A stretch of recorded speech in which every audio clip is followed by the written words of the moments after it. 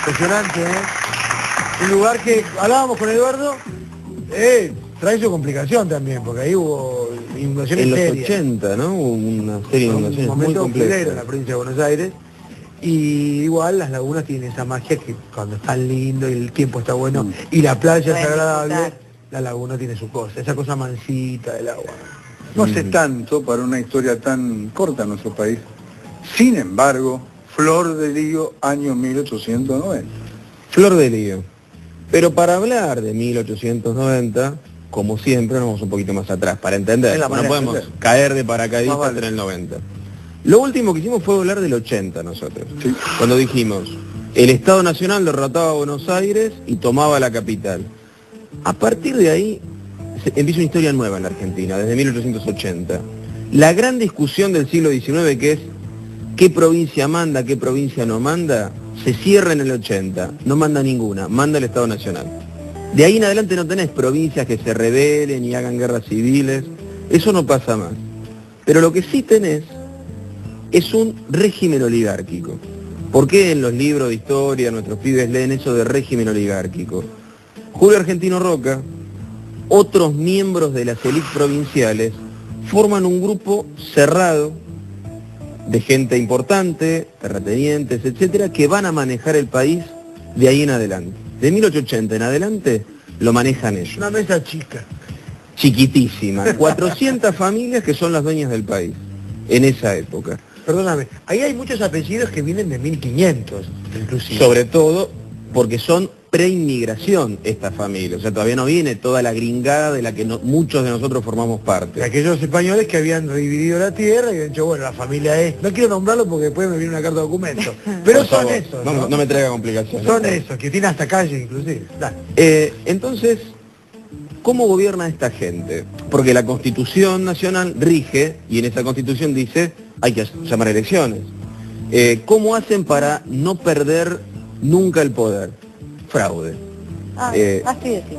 Así de simple, la manera de hacerlo es, se llaman, las elecciones se hacen religiosamente, cada 2 años se renuevan diputados y cada 6 años renuevan presidentes, etcétera. Pero lo que hacen es un escandaloso fraude y un manejo dentro del partido político de ellos. ¿Cuál es ese partido? ¿Cómo era ese fraude que se iba Básicamente a votar? 2 maneras de fraude. O comprarte el voto, como el voto es cantado. Claro, que vos decías el otro día eran como barras. Y... Son como barras que los 2 o 3 días previos le das empanada, baile, vino, y el domingo de la votación, todos al atrio de la iglesia a votar.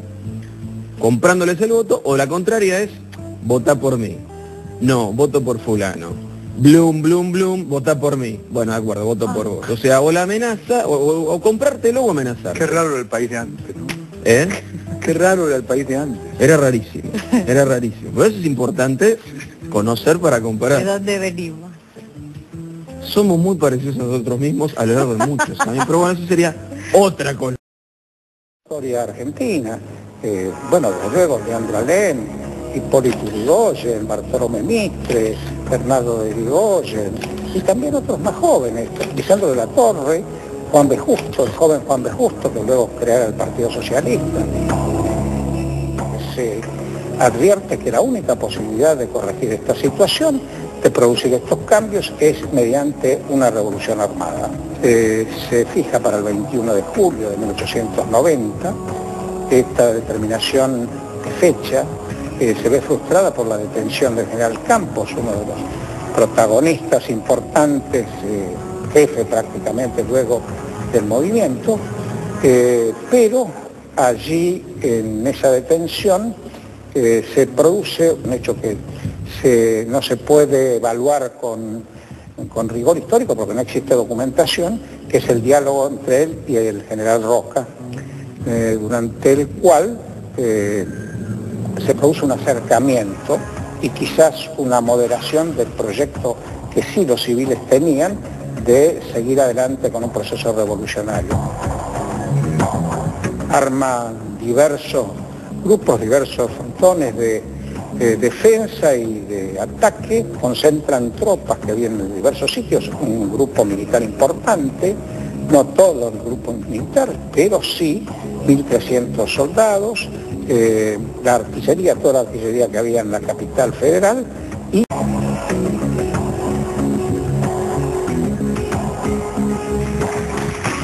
palabra revolución la conocemos desde los comienzos de nuestra patria. Sí. Pero ¿cuántas veces le hemos llamado revolución a situaciones de nuestra patria? Sí, es una palabra que hemos usado mucho. ¿Revolución qué significa? Revolucionar, cambiar. Un cambio muy profundo. Muy profundo. Pero acá se utilizó de otra manera, como un levantamiento. Siempre se utiliza como... Bueno, como se utiliza como muchas cosas a la vez, lo usamos desde la Revolución de Mayo A la Libertadora. a los golpes de Estado del siglo XX. Esta revolución de 1890, en general, historiográficamente... Sé que se te va porque estamos hablando muy rápido, pero yo te hice la pregunta pensando en las revoluciones sociales, que las hubo también. Absolutamente. Lo que pasa es que, claro, las sociales son más lentas de ver. Lo político lo ves así. Como esta revolución de 1890.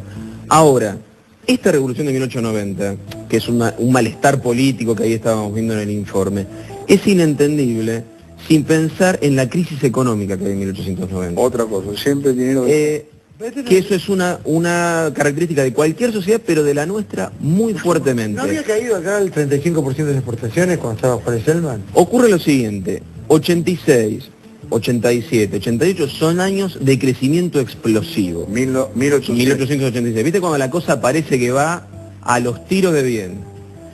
Pero la Argentina se endeuda muchísimo, toma muchos préstamos y hay una crisis en Europa. ¿Qué te pasa como país exportador de materias primas? No te compran. Te quedás en Pampa y la Vía porque tenés. Lo que no nos pasó esta vez, por ser sincero.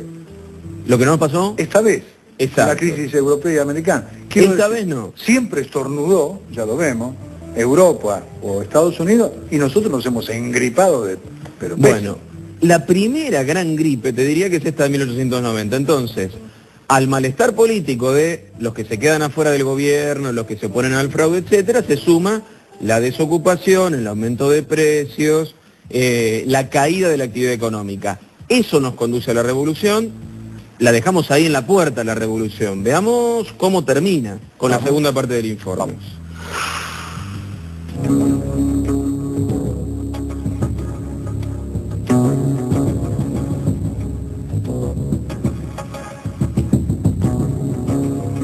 La revolución se ve frustrada mediante una serie de maniobras del general Campos en cuanto a pedir una tregua, cosa que va permitiendo que el gobierno se fortalezca. El gobierno se establece en retiro, allí va recibiendo los refuerzos de soldados del interior. En definitiva, la revolución se ve frustrada, aunque logra algunos de sus objetivos, la renuncia de Juárez Selman, y asume el vicepresidente Carlos Pellegrini la presidencia.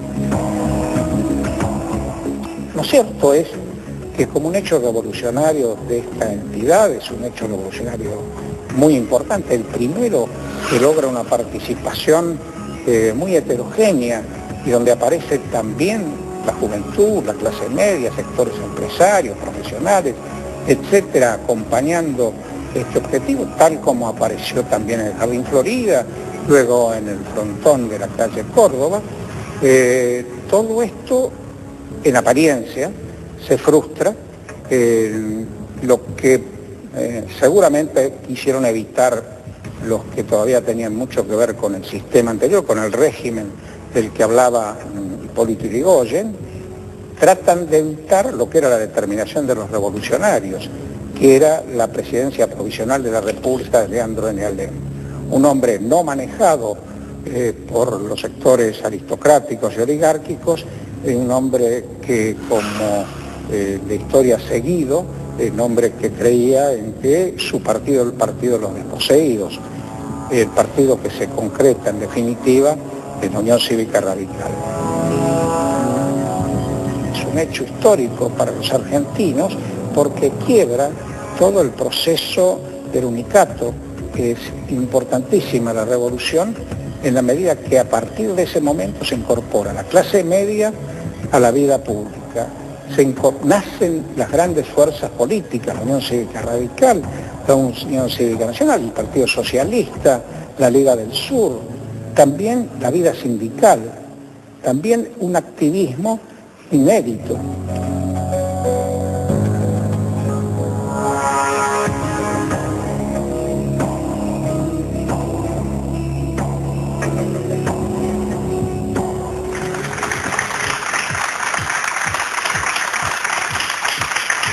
tenemos que sacar entonces un balance de esta revolución de 1890, decimos, triunfó en echar a Juárez Celman.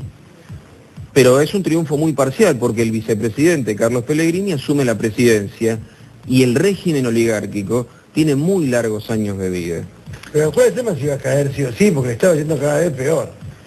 Es cierto, pero uno podría decir, bueno, la revolución pone a Alem o uno de los nuevos líderes, y no es así. No entiendo, pero digo, el mosquito este de un país diferente a ese andaba dando vueltas por el país, por Buenos Aires. Apenas un mosquito, ¿por qué? Porque la gran jugada de Carlos Pellegrini, este piloto de tormentas, como lo llamará la propia élite, ¿por qué piloto de tormentas? Porque le saca las papas del fuego de una manera fenomenal en 2 años. ¿Qué hace? Renegocia la deuda externa, la tira para adelante los vencimientos y la crisis pasa, y políticamente es una jugada magistral.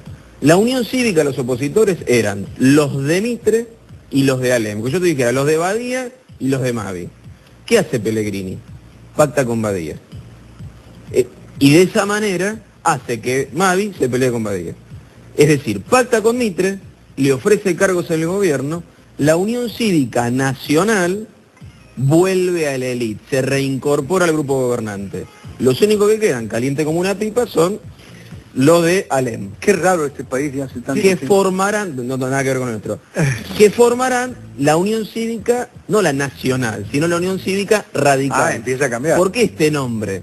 Dicen, no, loco, nosotros no transamos, queremos un cambio de raíces y por eso lo de radical. Sí, qué curioso, ¿no? Lo que mientras sindicalismo arrancaba, también ahí. Sí, el anarquismo, primera. Sí, bueno. Apariciones de defensa de los derechos. El trabajador empezaba a luchar.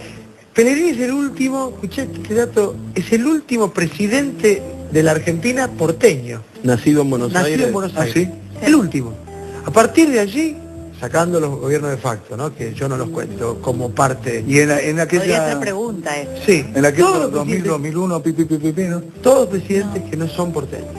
Y es un dato curioso, digo, esto que hablábamos de Buenos Aires, capital, Buenos Aires, que hasta inclusive como que cierra un ciclo este Pellegrini siendo el último porteño. Es cierto.